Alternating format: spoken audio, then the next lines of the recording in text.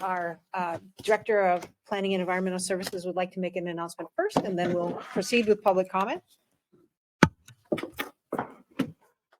Although he couldn't be here tonight, our zoning administrator, Eric Johnson, was recently recognized at the Minnesota Zoning Administrators Retreat and legal training this fall for his several decades of service. It feels like several. It's probably 26 years, I believe the plaque says. And because Eric is out at this time, we're going to send it to him so that he can receive the well wishes of his fellow zoning administrators. But I did want to recognize it with our interim administrator, the county board members, County Attorney Sonneman, and everyone else that's assembled here because of his efforts over the years and the excellence with which his peers view him. Thank you. Thank you. Thank you. Be sure to, yeah. Be sure to tell him thank you. Beyond, no, I don't see him there. We begin each meeting with public comment. We limit our time to 2 minutes per speaker, but if there are folks in the audience who would like to participate and have something to share with the county board, please step forward to the microphone. Tell us your name and your address and go ahead with your comment.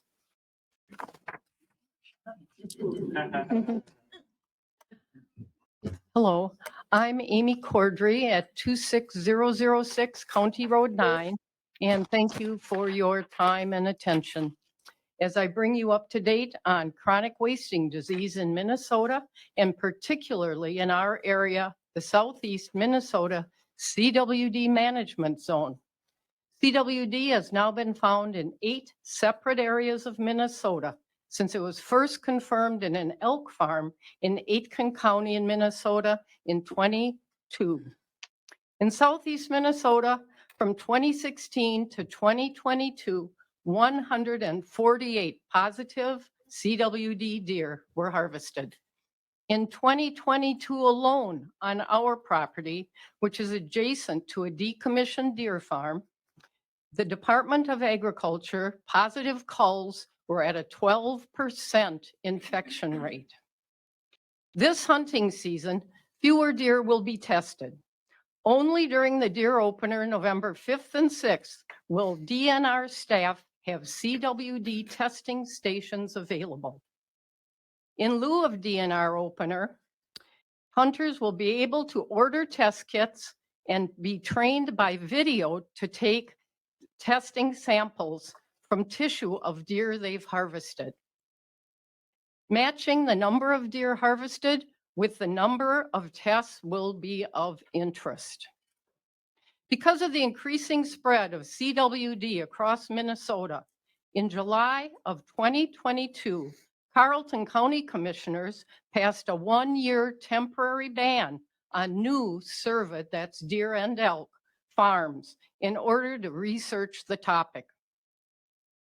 In September of 2022, St. Louis County Commissioners passed a permanent ban on new deer farms after having a 1-year temporary ban previously. Although bills regulating deer farms in Minnesota have had hearings and votes, both in the House and the Senate, it seems that the Minnesota Senate is where bills regulating deer farms go to die. In light of the political and financial interests deer farms have raised, it appears efforts to research and understand this issue have landed to county commissioners. I'm aware this is a busy time for you, but I request that in the interest of Winona County citizen and wildlife health, chronic wasting disease and cervid farms become an area of study and consideration in the near future. Thank you for your time and interest.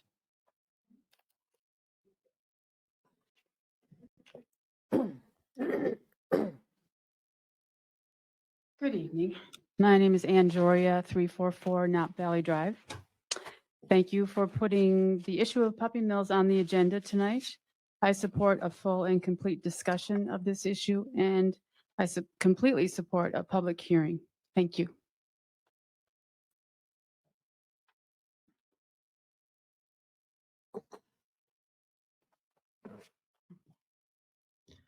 Hello, My name is Ann Olson and I'm with Animal Folks, 1041 Grand Avenue, St. Paul. Thank you too for placing the discussion of puppy mills on the agenda. We did read the memo prepared by county staff. While we could debate what constitutes an emergency as it pertains to animal health and the morals of the community, our primary interest is really in the study itself. A moratorium is not needed for that. We ask that you proceed with a formal discussion of this issue and to include a hearing so residents and subject experts can be heard. With this discussion, our hope is that there will be one, a ban on all future permits, and two, strengthening the conditions of the existing 12 kennels with a full review of compliance measures. Now, to just highlight another concern, as you know, puppies from Winona County breeders are shipped to numerous pet stores in other states, including Florida, New York, Missouri. We were contacted by people in Florida who do not want these puppies shipped to their states. In fact, residents have passed 80 local ordinances prohibiting the selling of puppies in Florida pet stores. We were also contacted by residents in New York who have been following this. They too don't want puppies from Winona County being shipped to their states. The New York legislature, listening to this, passed a bill to prohibit puppies being sold in New York pet stores. That bill is waiting for the governor to be signed or to sign it. And we were recently just contacted by a reporter in Missouri. A Missouri resident had purchased a puppy from a local pet land. She paid $9,000 for this puppy. We were told by the reporter that the puppy was sick.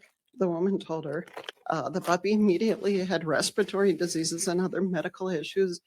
Soon after died from cardiac arrest. The medical bills were $4,000 to $5,000. Vetland hasn't paid anything to date. Animal Folks was contacted because the puppy she purchased came from a breeder in Winona County, permitted by the county. We were told other puppies in the cages were also from a breeder here in this county. We're gathering more information about this. So I guess I'm conveying this to be able to say that this issue is more than just a local issue. Other states and residents are impacted financially and emotionally. Please, if you can, vote yes to discuss this issue, including animal science and animal welfare, so as to understand why we and residents Can you are wrap it? concerned. Could you wrap it in Okay. one sentence, Yep. please? Thank you. Thank you. Is there anyone else in the audience that would like to participate in public comment? Please do try to limit your comments to 2 minutes. Good evening. My name is Rita Jessen. I live at East 4th Street in Winona. I would like to address the puppy mill issue that was discussed at a county commissioners meeting, I believe in August of this year. I am not opposed to the right to making a living. I am opposed to how this profit is being made. And that, in my opinion, is on the backs of adult dogs and puppies. One comment was that these breeders were doing a service for the community.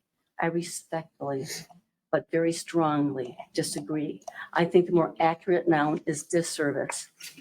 In the industrial facilities or puppy mills, the adult dog in confinement conditions is essentially used as a machine to pop out puppies year after year.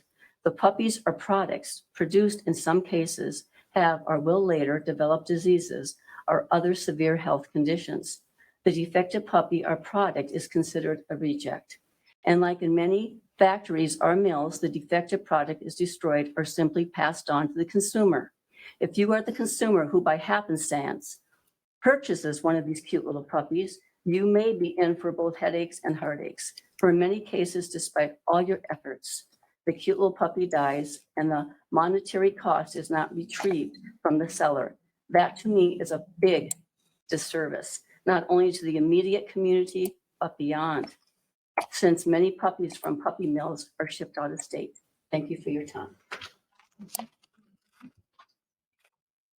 there anyone else in the audience that would like to participate in public comment? I'll say a few words. Gail Getzman, Big Valley Ranch, 22036 East Burns Valley Road. We've been talking about puppies and dogs being born in big areas, big groups. My parents had one of these in their lifetime, a dog from the puppy mill. And I know that doesn't sound like a good term, but it's a truth for a long, many years. This has been going on. And not only do I feel badly for the mother dogs, but I feel badly for the way they're treated and brought up. So I've experienced it in my lifetime. This is a industry that's governed by the agricultural department, and they are not meat animals. They are companion animals. So that's, I welcome and I'm happy that you are putting this on the agenda. I hope that we can move forward and have a decent, open meeting on this subject. Thank you so much. Thank you.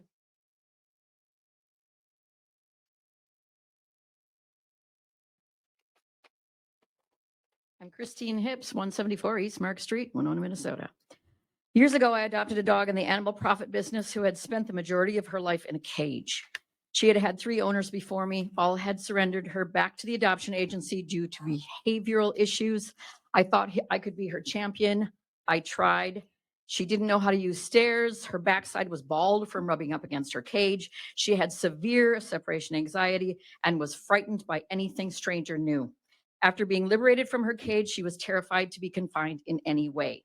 I had to crate her at one point. She tore her mouth to shreds trying to chew through the bars of the cage. She was so traumatized. I never crated her again, but one day I came home to find that she had chewed a hole through my wall of my apartment, through the wall, through the drywall, to the exterior brick, and kept chewing. Her mouth was a bloody mess, and so was my apartment. I came to the sad conclusion that this dog would never be a normal pet because of what she had been through, and I had to surrender her to a no-kill shelter where she would likely spend the rest of her life. Do a general search on puppy mills online and Winona will come up. There are dozens of articles and none of them are flattering. Do we really want that reputation? Is that going to be a draw for people thinking about moving to Winona? Just as we have largely evolved beyond dogfighting rings, greyhound racing, cockfights, ivory trade, exotic animal trade, et cetera, it's time we evolve beyond puppy mills. Not all breeders are puppy mills. Often the larger outfits, however, the more chance for neglect and suffering due to limited staff, and everyone is understaffed right now, as we know. Lastly, an animal who lives in a cage is not a happy animal. An animal who isn't able to run and play and socialize is not happy any more than a human being would be in the same conditions.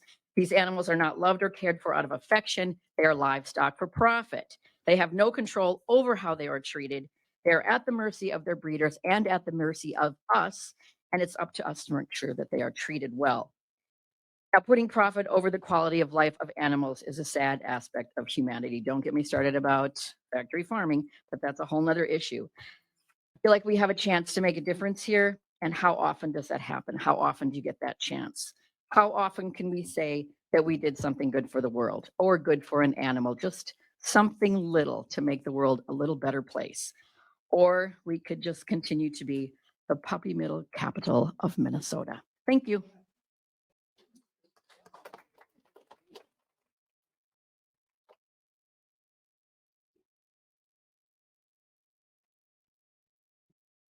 Hi, excuse me.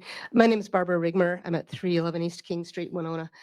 I've had some of the same experiences as the last speaker did. I've recently moved back to Winona. I was in Alaska for a number of years, and I've had 2 dogs that I've adopted from breeders there. They breed them there for racing, huskies, and I've had the same types of experiences with my dogs that were not socialized, harming themselves, harming me from pulling and trying to get away, chewing through cages until they break their teeth off. It's a sad situation. And you wouldn't dream of, a baby or a child being brought up that way, but it's acceptable for pets. I don't know why. My sister in town here wanted to be here tonight, but she's undergoing chemotherapy. She's adopted 2 dogs through an organization called Breeder Release Adoption Services. And they take the older dogs that are no longer useful for breeding and try to find them homes for the last couple of years of their lives. She's adopted 2 Yorkies there. Both of them have required extensive dental surgeries. One of them had an enlarged spleen. They had to have thousands of dollars worth of medical things done on them. The woman who operates this organization has told her stories, and this is hearsay on my part, but she works with this organization and talks about going into the barns and seeing just layer on layer on layer of dog kennels up to the ceiling with urine dripping down into the dogs below and blinding them. She talks about them being spayed and neutered and sewn up without anesthetic with fishing line. I don't know anybody. I'd not like to know anybody that that's okay with. I don't think most people are. The other thing that strikes me, I worked as a federal and state regulatory official in Alaska for the last 20 years in a number of different programs, health inspections, well and septic, all different types of inspections. And when I heard at the last meeting that these inspections were being done as announced inspections, I kind of chuckled and thought, of course, there were no findings. There are never any findings when you announce, I'm from the state, I'm going to come out and inspect you. So one thing to keep in mind when you do hopefully, promulgate some regulations here, don't make the inspections announced. And I hope that you can find there's lots of other states and county jurisdictions that have animal care regulations. We just wrote some up for state of Alaska for the mushers there for the breeding facilities. And it's easy to do. There are a lot of examples. Most places outside of Winona do have some regulations, and I think it would be a very good idea. Thank you.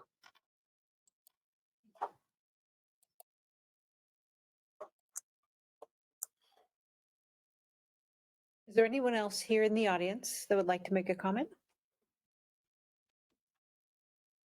I came to the meeting several years ago when the Amish first started doing this. Oh, could you tell us your name and address? Oh, I'm sorry. Thank you. Colleen Kiefer, it's K-I-E, and 32919 County Road 12, Winona. And at that time, I was really amazed that they were having like 170 dogs. And then at that time, I think it was reduced to 50, unless I'm mistaken, which is still, I mean, if you think that, and I would like to know if you have any studies of how many people they have caring for these animals and how many wellness vet visits they get. Not just when they're injured or hurt or sick, but do they have somebody checking them periodically?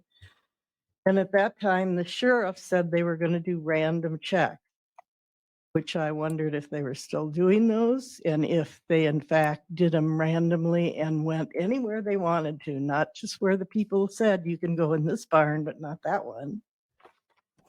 I think it's why we even have these in this country. I mean, there's so many animals available for free at shelters. And there are tons and tons of licensed good breeders that take care of their animals if you want to buy one.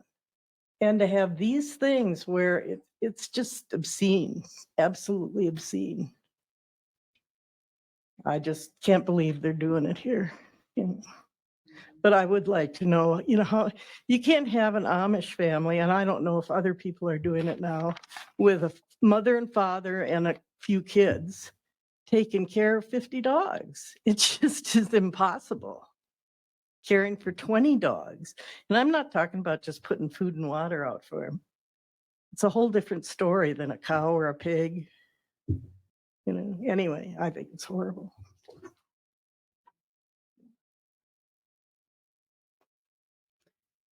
Is there anyone else here in the audience Or is there anyone attending via the internet that would like to participate in the public comment period? If so, please unmute yourself and get our attention. Hello, everyone. My name is Richard Ahrens. I live at 200 West Main Street, Lewiston, Minnesota. I was at the last Road and Bridge Committee meeting on October 18th, and it's clear to me now that the Winona County Highway Department is led with a philosophy that Minnesota state statute is optional. The county engineer's recommendation around cattle passes was to enact a policy that he admitted was on shaky ground legally. The idea is to strip landowners of their protection in statute and invite them to sue the county if they want that protection back. This is absolutely wrong. If the public knew what was happening at those meetings, they wouldn't stand for it. Recorded record of these meetings need to be made public so that this conduct can be brought to light. Thank you.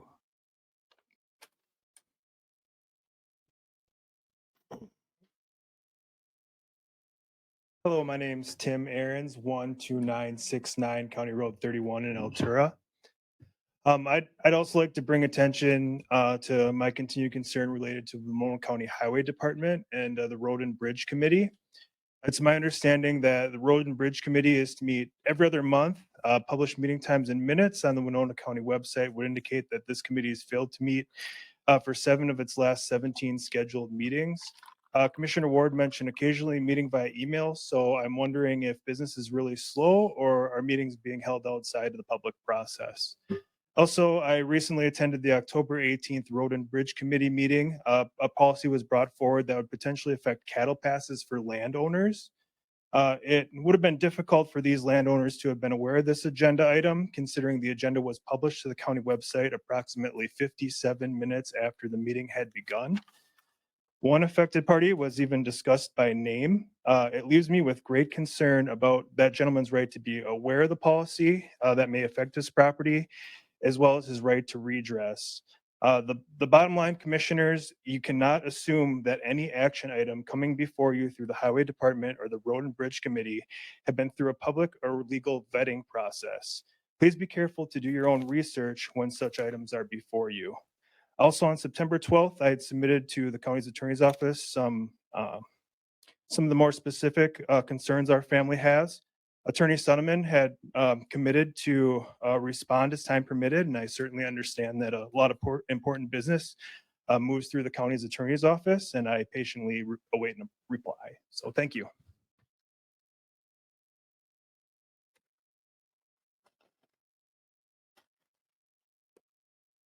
Is there anyone else in the audience that would like to participate in the public comment period? Or if you're on the internet, please mute yourself and get our attention. I'll ask 2 more times. Is there anyone else here in the audience or on the internet that would like to participate in the public comment period? And for the final time, is there anyone else here in the audience or participating on the internet that would like to make a public comment? Hearing none, we'll proceed with the meeting.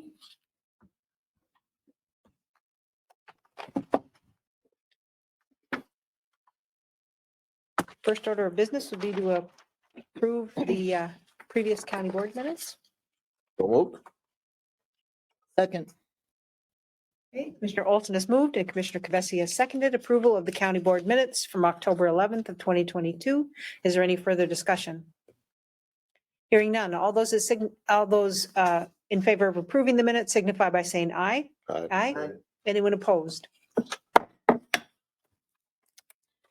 Minutes are approved. Consent, comments, and approval of the agenda. Commissioner Ward, Nothing this evening. Commissioner Kvesi, I have some announcements and a committee report.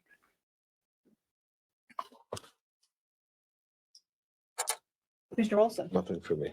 Commissioner Jacob, Nothing for me. County Attorney Sonneman or interim administrator. Do you have any announcements? Nothing for me either. And I don't have anything either. Okay. So next, Move to approve the agenda as presented. Second.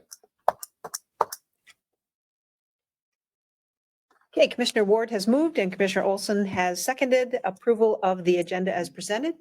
Is there any further discussion? Hearing none. All those in favor signify by saying aye. Aye. Anyone opposed? The agenda is approved. Administrator Holte, would you read the consent business for us, the record? Absolutely.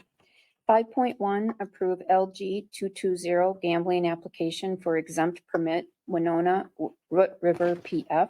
5.2, award bid for Runaway Road and Cocker Drive Township Bridge replacements to Manawa Construction. 5.3, approve memorandum of understanding for regional 911 phone system. 5.4, approve donations received July 1st, 2022 through September 30th, 2022. 5.5, approve USI Consulting Group Hildy Agreement for Post-Employment Benefit Valuation Report under GASB Statement 45. And 5.6, confirm payment of disbursements. Move to approve the consent business as read. Second. Commissioner Jacob has moved and Commissioner Kavesi has seconded approval of the consent business as read. Is there any further discussion? Hearing none. All those in favor signify by saying aye. Aye. Anyone opposed? Consent agenda is approved. Item 6.1 is to receive a presentation and to discuss options to consider interim dog kennel zoning ordinance.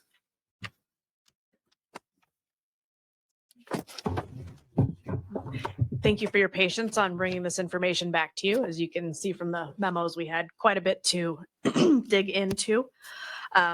You've had the opportunity to review the memos and what we submitted, so I won't go in depth in that. But the basic overview is that based on the review of the law, you do have the authority to enact interim zoning ordinances. However, without making a finding that there is an emergency, it can't really be supported. And at this point, I don't see that there is one. If you would like to make findings otherwise, you can do so. But not having an interim ordinance prohibiting further puppy mills would not prevent you from moving forward with a study if you did want to look into anything further. So they're really two separate things. If you do an interim ordinance, you have to do a study. If you don't do an interim ordinance, you can still do a study. There's the memorandum regarding whether or not to do an interim ordinance, but then we also put together a memorandum regarding if you do in fact want to look into this matter further, we would recommend a particular direction to the Planning Commission. And the reason that we're making fairly specific recommendations and trying to narrowly tailor how that would work is to avoid the free-for-all that kind of gets into the weeds on things that aren't as relevant. But hopefully gets all of the information that the Planning Commission, County Board, and the community would want to see. And at the same time, takes into account the staffing issues that the Planning Department is experiencing, the commitment that such a thing would take for the Planning Commission to actually engage in, and making sure that we're streamlining and narrowly tailoring that. And I know Planning Director Qualley wants to discuss her thoughts on that as well. But the proposal in that is if you do want to do some form of study, that it be fairly restrictive, that it be a specific direction to the Planning Commission, that it not really take place outside of their normal standing meetings. They have a lot of work to do, that it be part of that as opposed to having special meetings to accommodate it. It'd be limited in kind of time and scope so that they can focus on all the other important work. I know that it's 2024 that we have to have the comp plan updated. So we have the comprehensive plan that is going to be a lot of work for these bodies as well. We've got some other, in addition to the normal conditional and interim use permits that they're dealing with, there are other things on their agendas as well. But if this is a priority, we can find a way to squeeze that in. As I think was noted from some of our members, they want the opportunity for the public to be heard. That would be accomplished with our proposal. There would be listening session for public input as part of that to kind of start the process off. And also presentations from a wide variety of experts and those that have information to provide. From there, we would move into the legal framework, the enforcement options, what is in fact happening, what could be happening, how that all works, and then other external entities would be invited to participate. I think we've talked about this before, that you can't force the Board of Animal Health or the USDA to participate in this process. We can only invite them. But we would do that if there's other information that we want. And then from there, the Planning Commission would make a recommendation to the county board about whether or not there should be any changes pursued or not. So that's the proposal and where we're coming from. I guess, are there any questions on that? All right. Well, I know Director Qualley had some things she wanted to say as well about land use, so I'll turn it over to her.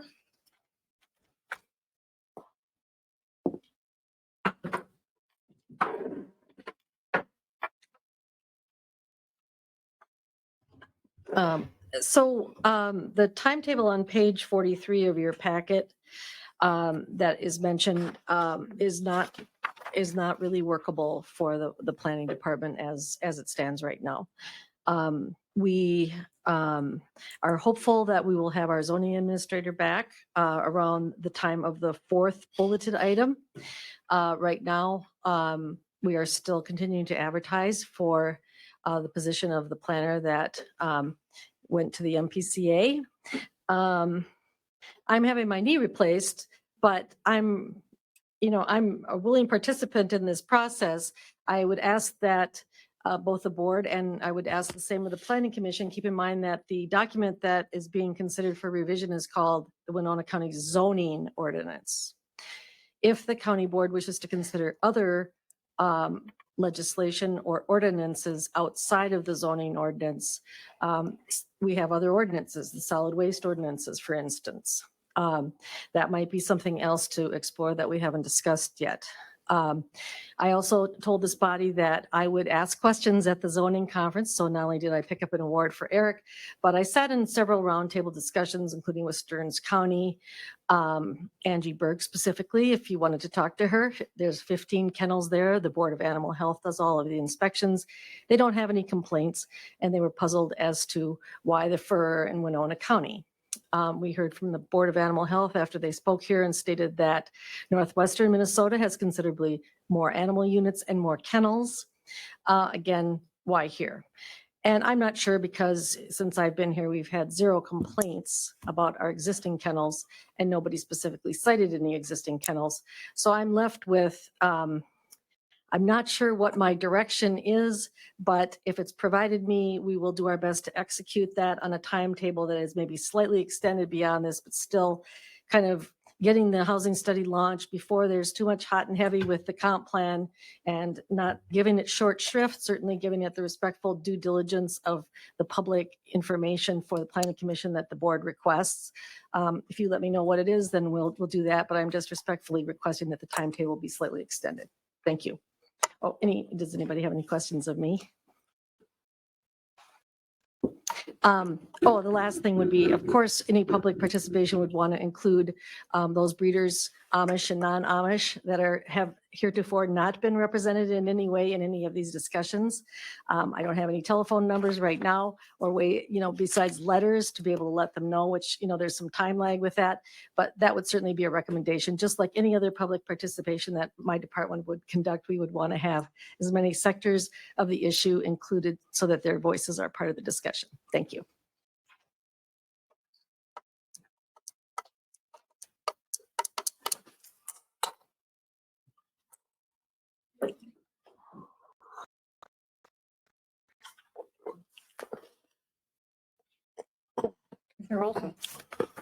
Well, I would like to keep this issue going forward.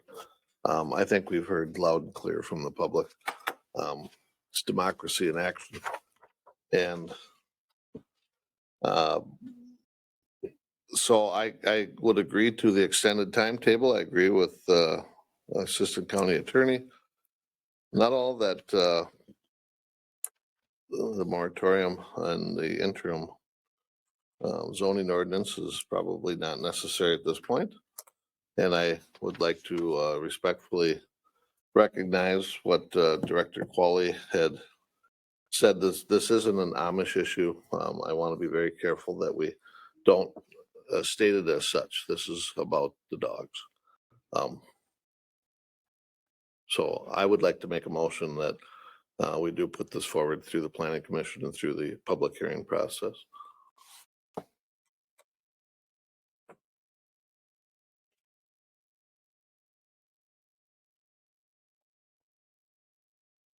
I would second that motion.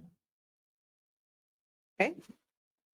There has been a motion made by Commissioner Olson, seconded by Commissioner Kavesi.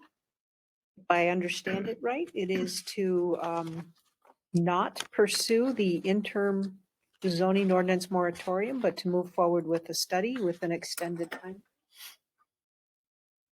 I got it right? Okay. Is there further discussion? Commissioner Ward? Well, I think listening to staff, that the timeline is critical. So what is the timeline that you're needing to work with, Commissioner Olson? I would think that the planning director will put it forth on the packet as time permits, but it looks like it's going to extend at least a couple months from what's proposed here, several months. Okay, I don't know if that's fair to the planning director. I mean, as time permits, I mean, there's permits every month, there's planning commission, there's board of adjustment and all the other things that she works with. So I don't know if that's being fair to the planning director at her discretion. And I'm looking to the planning director. I mean, I don't know how she would deal with that, work with that, especially being extremely short on staff and all the parties that we're going to try and get information I'm from. worried about what's fair to the dogs. The county attorney's office and Ms. Nuttall and I, and in close communication with County Attorney Sonneman, have talked about that sort of the February, March timetable to get this process really up and rolling. The holidays for people being absent. Also, I'm coming back hopefully, between the 5th and 13th. I'm striking for the 5th based on my other leg, and didn't be back running around by then. So if I have a couple of weeks of grace to catch up on my calendar at that point, my staff has been extremely both cooperative, of course, but also very proactive in helping me flesh out my list that I'm going over with Interim Administrator Holte on Monday for my absence. So I hope to have that well in hand so that I don't have a backlog that prevents us from moving forward with regular business, which, I hope to get kind of squared away in the month of January. So we're talking that February, March, maybe stretching into the first week of April, if that's acceptable to the board. I can make that work, because otherwise we're starting to back into more comp plan things. So keeping it moving is probably in our best interest, as well as, from what I'm hearing, the wishes of the board. And if that's so, I can accomplish it. Bessie? Yeah, Department Head Qualley, correct me if I'm wrong, but doesn't the calendar for the Planning Commission thin out over the winter months because, or does the number stay fairly stable for CUPs and IUPs? Some of that has been, Madam Chair, Commissioner Kavesi, some of that has been dependent on interest rates, actually, for projects moving forward. So it could cool off a bit based on, interest rates climbing towards 7% or being at that. That could change things. The other thing is, we did some cleanups, the Planning Commission, and I'm sure that update will be forthcoming from Commissioner Jacob, of some things that were minor tune-ups that we wanted to get off the zoning ordinance books to work on outdoor storage, which has been long a desire of the board, and also to help with code enforcement, the number one issue since I've started. If we're going to do that, then the timetable for the dog breeding facility discussions and potential for zoning and other ordinance amendments or additions would be pushed back. So, because that's a big project in and of itself, and kind of what's up next and looming. But it's this body's discretion to tell me what the order of things to work on is. So that's the guidance that then I seek.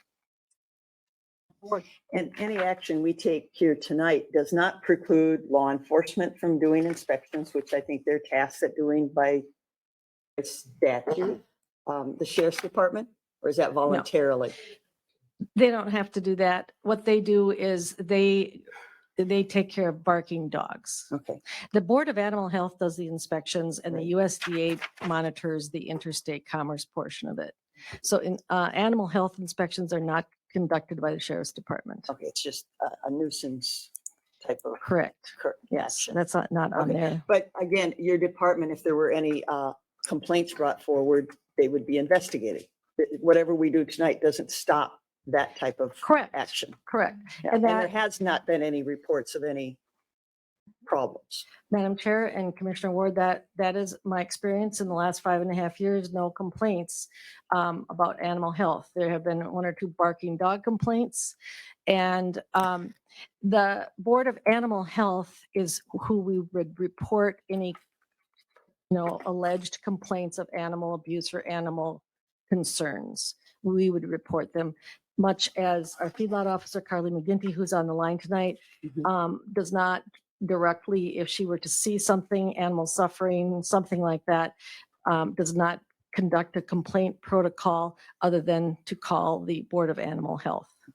Because we are not trained veterinarians, we don't have veterinarians on staff. And some of the things that I've presented to you in the past would be reasons why. Thank you for that clarity. Thank you. Oh. Commissioner Jacobs. Is that for me or? No. For that- Board discussion. So before I would consider supporting the motion, I think I would want to understand where is the board trying to go? If this is a step towards banning yet another business in Winona County, you've succeeded at having the large dairy ban, the mining ban, the steep slope building ban. You're talking about a dog breeding facility ban. We heard about a potential deer farm ban tonight. With I guess there's really no rash of violations coming forward from any of our kennels. There's no recommendations from the state or federal or from the Board of Animal Health. We have very few applications coming forward. I mean, this isn't like we're dealing with 20 new dog breeding facilities a year. I don't know if we've had one a year for the last how many years. The stories coming to the podium about dogs chewing through walls. Yeah, I mean, that pulls on your heartstrings, but that's not because we have someone with a dog breeding facility. That's a problem animal that has, it's terrible that party and that person and that animal are having to deal with that, but that's not because of our dog breeding facilities here. And this stories about dogs being on multiple levels, urinating down, that's just an insult. That's not happening here in Winona County. I've been to these. I've been to every one of these facilities, and they are doing excellent jobs. They're protecting these animals, and they're well socialized. So insulting the people doing business in Winona County, that's hard for me to accept. And these are businesses within my district. So they're good people, and they're trying to provide services that are needed in the community. So I don't know where the board is going, but I'd like to have that discussion before I decide whether I'm going to support the motion. Commissioner Kavesi? Yeah, I'm looking for the page number. On page 46 in our packet, there's a discussion with bullet points that says anticipated commitment. And it kind of outlines several options for further study, is how I see that list. This list includes reviewing current kennel zoning regulations in Winona and in other Minnesota counties, size, number of dogs, et cetera. And to read down the list, actually what what I would see coming from the study is more information on status of existing dog kennel facilities. We don't know, we did put a cap on numbers, but we don't know if there's a difference between some of the facilities with smaller numbers than larger numbers. We don't know how many staff are attending to the dogs. If they're children, that makes a difference to me. I don't know, and I would like to know if any of the other ordinances include things like qualifications for staff. Do they have to be trained to take care of these animals? And what does that include? So, I mean, there are some things that I think could be explored further. And that's what I would like to see come out of a kind of a study that we could take. And I certainly support Ms. Qualley's request for an extended timeline. Business is good in terms of the comprehensive plan and the ongoing work. They're extremely short-staffed. And, I think we should honor that request. So I agree that we should have a study and that it should have at least some of the things I brought out, as well as what other people may bring to the table, and that we should follow an extended timeline. Commissioner Olson, go ahead. Commissioner Ward and then Commissioner Olson. Okay, and as Commissioner Kavetsky said, the items on 46 do make some sense. I'm hearing from people at this meeting, and I've been door knocking all across my district, and this is not a topic that comes up in my district. Property taxes and concerns of county spending budget is the hot topic. But I guess I would have a question for staff, Ms. Qualley. Currently, all of our permitted dog breedings are conditional use permits. Am I correct in that? I think we have one that's an interim use. Was that the Greg Erickson that was, no, something No. else is just? That one didn't pass because the capacity of the first CUP had not been maxed Okay, so out he yet. really didn't need additional. Right, Okay, so that we was- can leave that one. yeah, that So, was denied. but the majority are under conditional use permit. Correct. And they're following all our guidelines to the best of our knowledge. We have conditions and they've been met and followed. We can't go back the question is, can we, or should we, or is it not allowed? Can we start changing conditions for them? They're meeting the conditions that they applied for. And it seems like there's an issue that some people would like these completely gone out of Winona County, but they are permitted, following our rules, following our current ordinances and everything. And they are, quote, believe grandfathered in, being that they did follow all the rules and regulations at the time they were permitted. So can we start changing the rules on operations that already exist under a conditional use permit? Madam Chair and Commissioner Ward, we have asked the most recent CUP and IEP holders, or we have told them that we're going to request the numbers of animal units to be reported at the same time they report to the Board of Animal Health. Right. Since that's a condition, even for those grandfathered in that are already approved CUPs that have been recorded, this is something reasonable because it's following up on an existing condition that we have frankly not deliberately made the time to do on how many adult dogs and puppies that are in the facilities that are permitted. So Olivia Stroinsky, now known as Olivia Luther because she got married, is going to be following up doing that specific letter and reply. And she's been very persistent when she doesn't get the answers. So she'll drive out and count them if she has to. And that's one of the reasons why we just love having her on the staff. As far as changing conditions of an approved CUP, I don't think we can go there, but I'm not a lawyer and we've got two excellent barristers in the room, so. But it's not a general rule in planning and zoning with conditional use permits to change the rules after you've granted the permit. Unless they're in violation, we can't talk about changing the conditions on a permit or getting rid of it. Okay, all right. Thank you for that clarity. Commissioner Olson and then Commissioner So- Kavesi. Well, like, Yeah. should I clarify my motion for the timeline? Okay. So I make a motion that we pursue the, I'm sorry, procedure then. Are you withdrawing your? Yeah, you withdrawing your initial- motion? Yeah. Initial?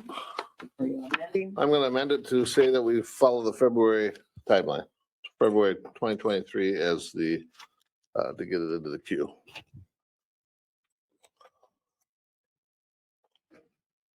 Well. Okay. So from a procedural standpoint, if you amend it, then does the seconder have to accept the amendment? Is that possible? Yes. And I think the amendment has to be seconded and voted on. You're absolutely right. Yep. I would second the amendment and I accept it as an amendment to the original motion. All right. So, okay, so that was Commissioner Kavesi and then it'd be Commissioner Ward. No, I'm not seconding anything. No, you Oh, wanted to speak. yes, yes. Yeah, I also, when I was talking about like the parameters of the study and some of the issues that it could address, I also, on page 46 and 47 of our packet is an outline of some procedures to hold public information gathering sessions. And so I would like to also say that I'm in support of those procedures, which go into not only public, but also sessions that would include local law enforcement, the attorney's office, and also the Department of Agriculture if they're available. So I mean, the procedures that are outlined in terms of holding the public information gathering sessions, I would support. Commissioner Ward? I guess I don't see anywhere in our packet what's the February schedule? I don't see a February referenced here. There's a schedule on page 43, Yeah, that was not February. That's, October, right? you're right. So But- what's the February schedule? Director Qualley asked that it be shifted back to not start until February. And if, I believe that and if County it- Assistant County Attorney Nunnall wants workflow. The memorandum did say that we asked that it not start before February of 2023, just given the staffing concerns. So that's where that February came from.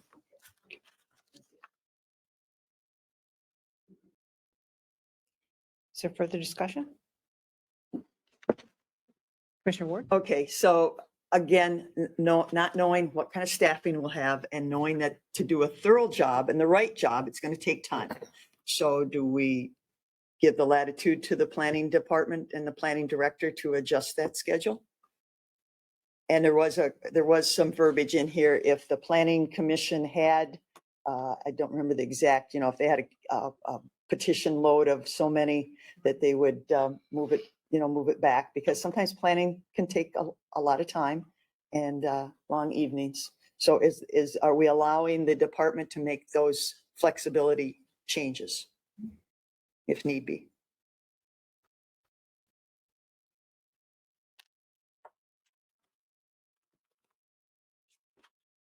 And I would support it if you want to go with this study and get some of this information. I don't have a problem with that, but I do need to be respectful of other applications, other work of the planning department that I feel are a little bit higher priority as it need be, and they control that workflow.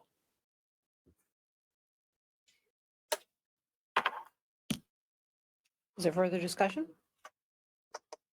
I'm going to support this motion. Hearing none? Madam Chair, you need to vote on the amended. Okay, thank you for that. Okay, so is there any further discussion on the amendment to the original motion? Okay, is the strict, could you read, what is the strict wording on the amendment? The amendment is that the timeline for the potential study wouldn't begin until February of 2023. I got that right, Commissioner Olson? Okay, and if it's a drop dead February 23rd, I don't see that being fair to staff. And so if there's some language as to, depending on workflow and staffing issues, that can be adjusted by the planning director. Isn't the wording that it not begin before February 23rd, which doesn't say it would begin on February 23rd, it's just that it cannot begin on February 23rd. But it doesn't address the staffing and the workload after February 23rd. Well, I do agree that, I think our planning department would come to us if they reached an impasse. And I was looking for that language about not putting it on the docket for the planning commission if there were more than 3 applications for either CUPs or IUPs. I think some of those flexibilities are kind of built into the process just to be humane to all involved. And I would agree, but I don't hear that in the motion or see that in the motion, stated in the motion.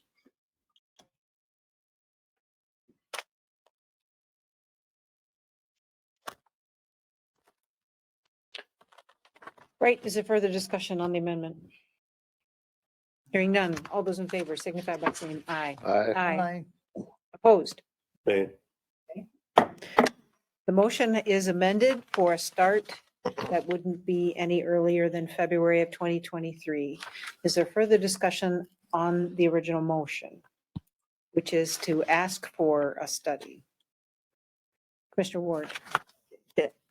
Again, if there's verbiage in there that allows staff and maybe staff can, that, as Commissioner Kavesi pointed out, when the planning commission has more than so many, I do remember reading it, but I can't put my finger on it right now either. What's the 3 It was- items on the docket in the memo? It is, it's on, In- under the recommendation on page 46 in 46. item number 1, it says hold public yes. information gathering sessions as part of Oh. the regular monthly planning commission meetings. Yeah. Such Okay. sessions would only be included on agendas with 3 or fewer petitions for consideration. Okay, all right. So if we're following that recommendation, I can support a study. Further discussion, Commissioner Jacob? Yeah, I'm not supporting any of it. There's been few items that this board has spent more time on than what it spent when we initially permitted these kennels 6 or 8 years ago. So I've been to every one of those kennels. It's a very easy topic for the general public to get a hold of and pull on people's heartstrings. But I go to that community frequently, have conversations with them. They're good people. And we're not going to do anything here that we haven't. We're going to just redo what we did 6 or 8 years ago.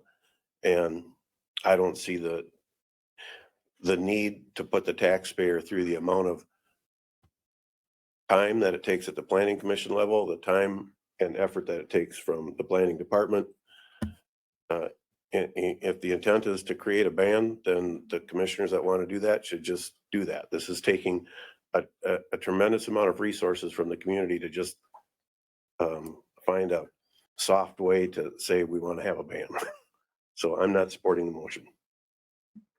I don't want any more bans in Winona County. Well, my hope is that this study shows that we do have good operators in Winona County, and they are following the rules and regulations, and they're not the horror stories that may exist in other parts of the country.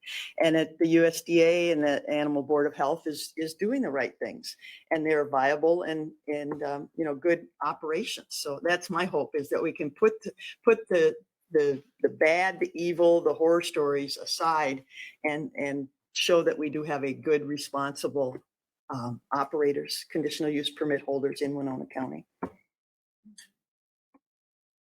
going to take a lot of resources. It will. Mr. Olson? I've sat at this table for the last several years, and I've heard this subject come up. And we have a petition by over 400 people. And I've sat here for the last couple of weeks, and I've had about 6 people come to that podium questioning our voting equipment, and we've spent countless hours discussing that. So let's get off our soapbox and call the question. Are you calling the question? Yes. Okay, that's not debatable. It requires what? 4/5? Yeah, okay. Is there an, okay, so all those in favor of calling the question signify by saying aye. Aye. Anyone opposed? Nay. Motion carries. Back to the original motion to proceed with the study. All those in favor signify by saying aye. Aye. I'm going to qualify an aye that we follow the recommendations that are presented in our packet and give the staff the flexibility to adjust any schedules in the future. And they have the permission to come back to the county board and ask for extensions on time to do the job right. I'll take it as an aye. Well, I want it on the record that it's a qualified aye. All those opposed? Nay. Motion carries.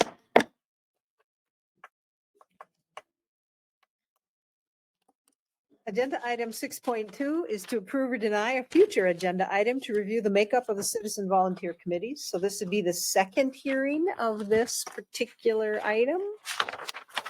It would require what, 3 votes to move forward?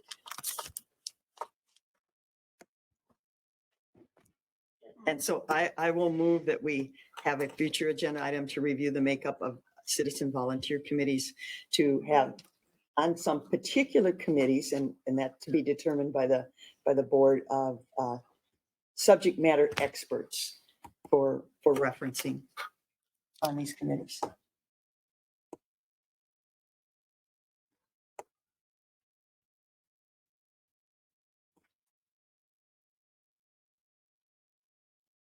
Is there a second to this motion? I need to plead my case a little bit more. In particular, I'm thinking of the public health. We sit as a county board, as the county public health board, but yet we do not, none of us are health experts. And our advisory, the Health and Human Service Advisory, at one time did require medical professionals to have seats at that committee. And I think we've had a great, Dr. Dean has been great, but he's retired, and he's I don't know if his retirement would allow him more involvement, but we have no special expertise in the health area to advise the. So my thought is that we at some point maybe divide those 2 committees into 2 different areas, but that would need a whole board to decide that. So is there a second to this motion? I'm still trying to, so you're trying to say we need to demand that the person has certain qualifications before they can apply for the committee, or what? Well, the committee, as it stood previously, we had a health committee and and I'm taking those 2, and maybe there's more, but we had a health committee and a human service committee. And on the health committee, and we'd have to go back and look in the records, there was a spot for a doctor. There was a spot for, I think, maybe even a So the item dentist. says to review the makeup of citizen volunteer committees. Right. And it was a Sounds volunteer. like you're talking about adding a committee. Well, breaking the 2 apart again, like we have had in the past. Well, that's really not what it says. Well, it's part of to get the best representation. Right now, the Human Service Committee is. We don't have a second. No, I'm just trying to. I'm trying to okay. decide if I want to second it. I mean, it has to, I mean, this has to vet out somehow, right? It's on the agenda. That's the whole problem with our process of putting something on the agenda. When we discuss it the second time, which is when we're supposed to decide if we should have a full discussion, we often don't know exactly what that full discussion entails, and we cannot discuss it. So And I think if you make the motion, you have to vote for it. But if you second it for the sake of the conversation, you don't have. you don't have to vote for it later. Yeah. But what I'm saying is, it sounds like you're in the same quandary as we are every time this 3-step process comes up before we can have a discussion, a full discussion. And in January, we need to have a discussion about that. You could have changed that when we discussed the policy a couple of months ago and you chose not to. Okay, is there a second for this motion? Hearing none, I think the motion fails for lack of a second. Item 6.3 is to approve. Excuse me, Yeah. can I have I guess it would have to be a point of personal privilege. Yes. I would just like to say that if the committee feels, if the Health and Services Advisory Committee feels like they should be split or should have some particular expertise, I'd really like to hear from the committee that that is something they would like to follow. I've sat on that committee and I don't think there's been a discussion. I think Karen Sanis is maybe gonna bring something forward Okay. about that. I just think it should come from the committee as well as your concern. I recognize your concerns, but I would like to hear it from the committee also. Item 6.3, approve or deny a future agenda. I'm sorry, I can bring it back before a whole nother year passes. You'll give me permission?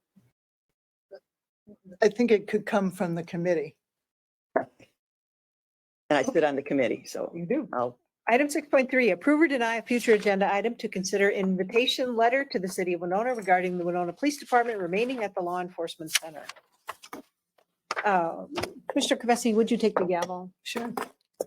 Okay. I guess we need a motion before, or we need. I will before we move. wanna Start discussion. Yeah, I would move that we, as a board, have a conversation about inviting the city of Winona to keep a police presence and to at least have a conversation about how they might stay at the law enforcement center, if that's possible. I want to do this in a non-antagonistic way. And I think probably, I also think that we don't want to try to have such a meeting until after the election. So sometime in 2023. So I guess I would be, yeah, that's my motion. I'll second that. Okay, so we have a motion that says that our board go forward and as a full board have a discussion on how the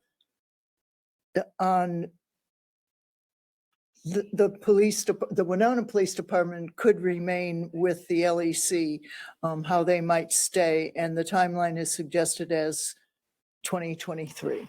And it's that we would have an invitation. We would invite the city. Okay. But I'm not trying to decide for them. Is there any discussion?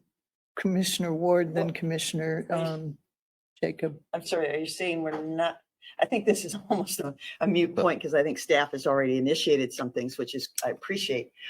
But you're saying 2023, I think maybe that timeline, I think the city is trying to move maybe a little faster than 2023, or am I wrong? No, I mean, just not do it till after the first of the year, after the election, when we have the new, if there are Is that changes. I'm sorry, I have read that the city is looking at all kinds of options and they wanted factual information from us. So us waiting till January may be too late. I'm doing this Halsey. based on an email Yeah. from Administrator Holt. Yes. Madam Chair, Commissioners, in accordance with our conversation today with the city representatives, it was by mutual agreement that we felt it would be best to have whichever commissioners and council members who are there for 2023 be able to have input and conversation. Yes, they are looking at a timetable, but they do understand that we would barely get moving in a conversation and we'd have new members coming in and have to start over. It's purely up to you folks if you want to have a meeting sooner, and we'll work on whatever direction you want to do. It's just, we're going to have to start over with whichever new members are present. I might point out also that the city council has several seats. Yes. In contest, that are contested with the election. Correct. Yeah. So their makeup could also change. But then, okay, so they're okay, the city is okay with the timeline presented? Okay, all right. Yeah, that's why I changed it.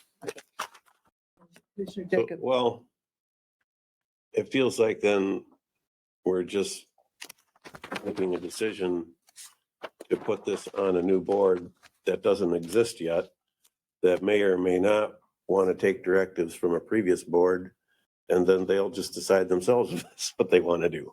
And if the intent is to direct different people to do something because we don't know who they're going to be, Just seems a little odd. Madam Chair. Commissioner Meyer. Yeah. Of course, as you know, it would take at least 6 weeks for us having 3 meetings to get to the point. So I'm thinking, let's get it started now so that by the first of the year, we're all set to send the invitation. Is there any further discussion?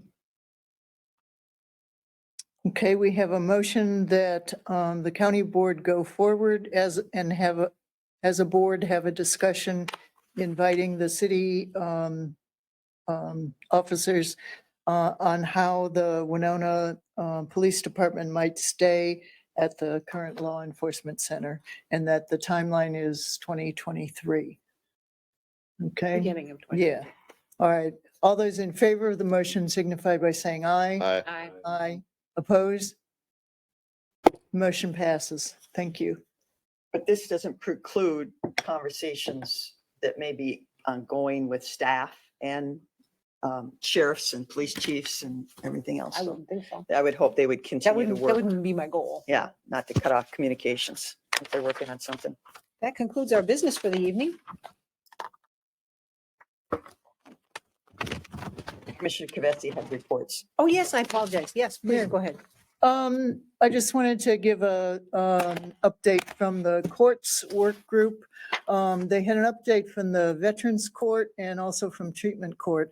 The Veterans Court has 25 active participants. And as of last Thursday, there were 7 waiting to join and 5 new applications. So obviously, people are taking advantage of the diversion option. This is a regional court that includes, I believe, 9 counties. So it's not that all of those veterans are residents in Winona County. They have hired 2 new case managers to handle the increased work. And I want to point out also that the treatment court has 19 participants. There's a graduation on the 3rd of November at 1 o'clock. Then it will be on Zoom and also in person at the court chambers.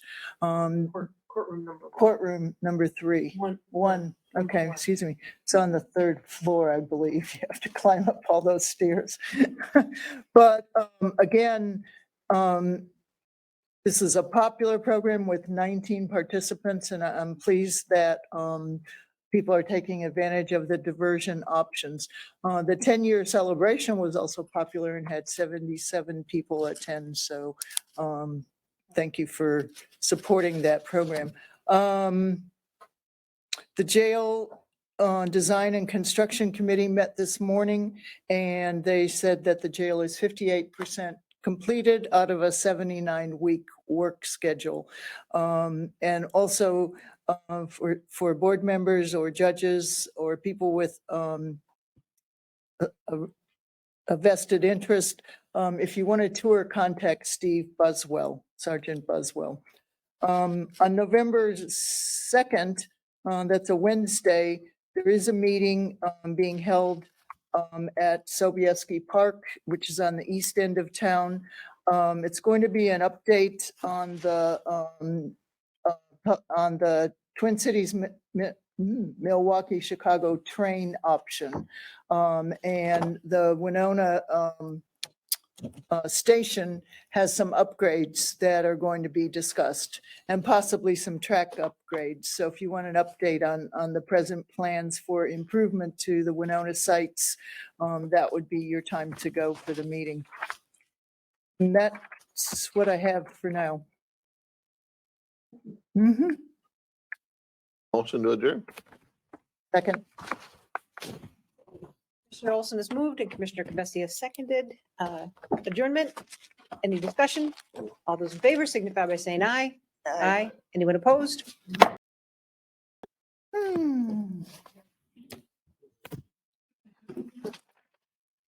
are you? Good. Oh, boy. Crowd that comes here. No, I'm really sorry.